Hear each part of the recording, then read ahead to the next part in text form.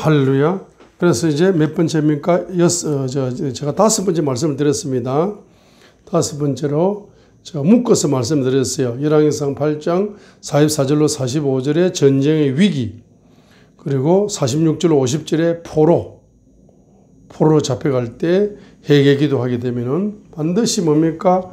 바로 45절에 응답, 사정을 돌아보아 주시고, 그 다음에 49절 응답, 사정을 돌아보아 주시고, 응답이죠. 그 다음에 50절에 바로 원수의 눈에 긍휼을 베풀어 주시는 응답이죠.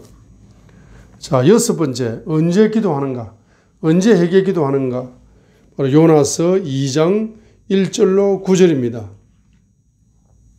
자, 요나서 2장 1절로 9절에 바로 회개 기도하는 겁니다.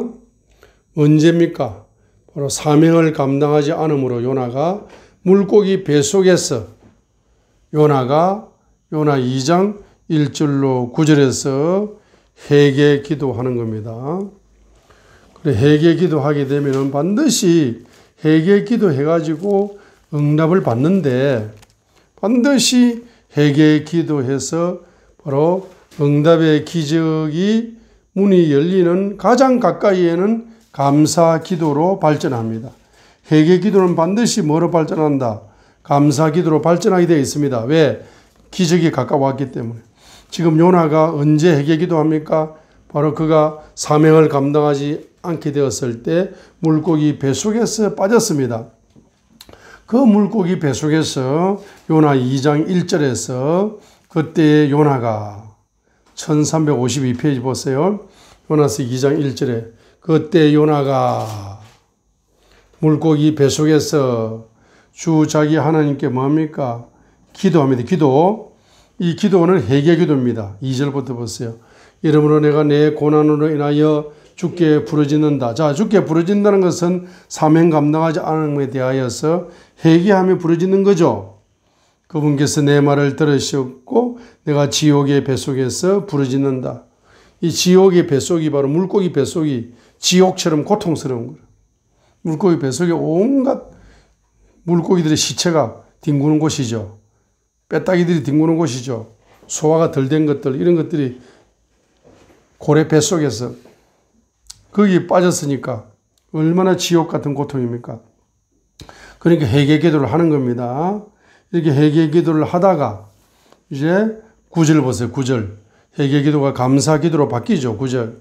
나는 감사의 목소리로 주께 희생물을 드리며 내가 서운한 것을 갚겠나이다. 구원은 주께 속하나이다 하니까 10절에 기적이 났습니다. 응답이 났습니다.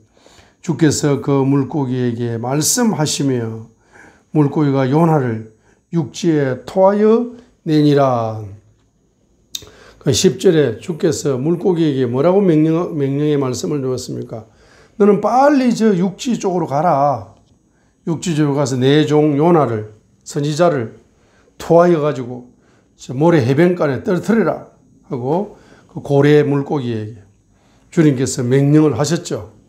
자, 그래서 고래 물고기가 급하게 해변으로 가가지고 거기서 주님의 명령을 따라서 요나를 입으로 툭 토해내 버렸습니다. 그때 9절에 보니까 회개기도, 요나서 2장 1절부터 회개기도로 출발해가지고 9절에 나는 감사의 목소리로 희생을 문을 드리며 내가 서운한 것을 갚겠나이다. 구원은 주께 속하나이다. 이 요나서 2장 9절을 보세요. 참 신기하죠. 자, 나는 감사의 목소리로 주께 희생물을 드리며, 자, 감사 예배를 드립니다. 그리고 이제 주님께 서운한 것을 갚는 예배를 드립니다. 그런데 9절 하반절에 주님께 속한 것이 뭐가 있다고 이야기합니까? 구원이라는 단어가 나와요. 이 구원이라는 단어, 구원은 주께 속하였나이다 했습니다. Salvation is of the Lord. 한번 따라합니다. 구원, salvation, 구원은 이다. 뭡니까? of the Lord, 주님께 속한 거다. 이 salvation이라는 단어가 나온다는 겁니다. 그럼 신기한 거죠. 그래서 여러분 이 구원이라는 단어, 구원을 경험하시려면 구원은 건짐 받는 거잖아. 여러분 구원을 경험하고 싶습니까? 구원을 경험하고 싶으면 죽음에서 구원을 경험하고 싶으면 어떻게 해야 됩니까? 풀무불의 죽음에서 구원을 경험하는 다니엘 같은 사람, 다니엘의 새 친구 같은 사람이 되고 싶으면 풀무불 같은 죽음 앞에서 감사하세요. 자, 사자의 이빨 속에 사자의 밥이 될 위기가 왔는데도 감사해버렸어요. 사자의 입이 여러분을 먹지 못합니다. 죽음에서 구원의 기적을 경험할 수가 있습니다. 홍해 앞에서도 이스라엘 민족 1세대처럼 원망하지 마시고 모세처럼 손을 들고 감사해버리세요. 홍해의 위기가 왔다. 감사해버리게 되면 홍해에서 구원의 기적을 체험할 수가 있는 겁니다. 그래서 이 감사는 뭐와 연결되어 있다? 바로 구원과 연결되어 있다는 사실이 요나서 2장 9절에 오늘 우리에게 레마로 주는 말씀입니다. 바로 구원은 기적입니다. 기적. 물고기 뱃속에서 톡 해변가로 튀어나오는 것 기적입니다. 구원의 기적입니다. 구원은 기적입니다. 구원의 기적. 이 구원의 기적. 그래서 감사의 열쇠는 구원의 문을 여는 것이고, 감사의 열쇠는 기적의 문을 여는 것이에요. 감사의 열쇠는 기도 응답의 문을 여는 것이에요. 그래서 한번 여러분 적어 놓으세요. 감사의 열쇠는 구원의 문을 연다. 요나서 가로 열고 요나서 2장 9절. 감사의 열쇠는 구원의 문을 연다. 요나서 2장 9절. 감사의 열쇠는 기적의 문을 연다. 요나서 2장 9절. 감사의 열쇠는 기도 응답의 문을 연다. 요나서 2장 9절입니다. 그래서 여러분 이제 감사는 365일 감사의 기적이라는 책이 있어요. 365일 감사의 기적이라는 책이 있습니다. 이 365일 감사의 기적이라는 책을 여러분이 활용법을 아시고 그걸 활용을 잘 하시게 되면은 여러분이 이 땅에 살아 생전에 여러분들은 구원의 기적을 끊임없이 응답의 기적을 끊임없이 여러분 체험하는 그와 같은 축복의 역사가 일어나게 될 것입니다. 자, 마지막 언제 회개 기도하는가? 언제 기도하는가? 마지막입니다. 이사야 1장 10절로 14절에 행식적인 예배를 드리는 것. 행식적인 예배를 드려서 예배는 많이 드리는데 문제가 해결되지 않습니다. 왜? 행식적으로 예배를 드리기 때문이죠. 머리끝부터 발끝까지 바로 문제를 가지고 있다. 머리끝부터 발끝까지. 그것이 바로 이사야 1장 6절이죠.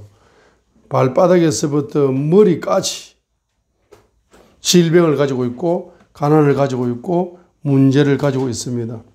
발바닥에서부터 머리까지 이사야 1장 6절 발바닥에서부터 머리까지 그 문제가 해결이 잘 안 되는 겁니다. 왜 안 되느냐? 그 원인을 해결해야 되겠죠. 이사야 1장 10절로 14절이 바로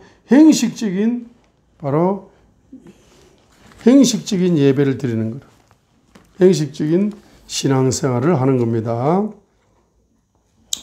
자, 그 다음에 15절 읽겠습니다.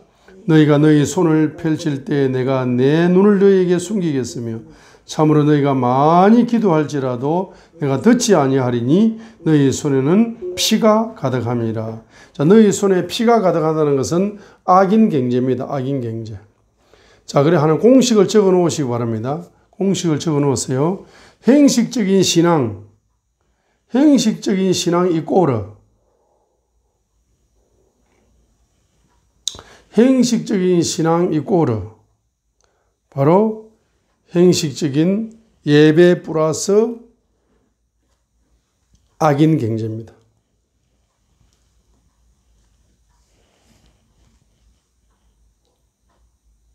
행식적인 예배는 10절로 14절이죠.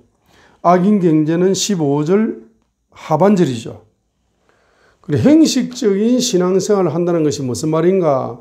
자, 행식적인 신앙은 이꼬르 행식적인 예배 플러스 행식적인 신앙생활, 행식적인 신앙생활이 뭡니까? 바로 악인 경제활동이에요. 악인 경제활동.